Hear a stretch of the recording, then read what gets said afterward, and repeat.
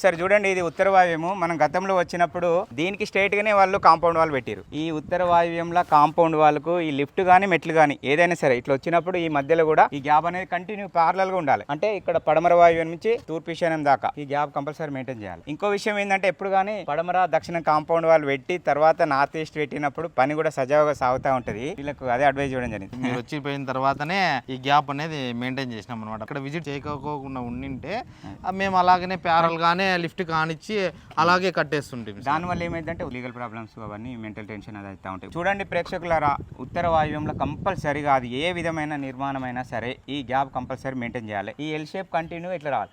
అయితే కొందరికి మాకు పడమర కాంపౌండ్ వాళ్ళు లేదు సార్, ఇల్లే పడమర హద్దు ఉన్నప్పుడు ఇట్లా పెట్టచ్చా అని అడుగుతూ ఉంటారు. ఇట్లా పెట్టుకోవచ్చు, నో ప్రాబ్లం. కొందరు ఏంటంటే మొత్తం పడమర హద్దు మీద కడతారు అక్కడక్కడ.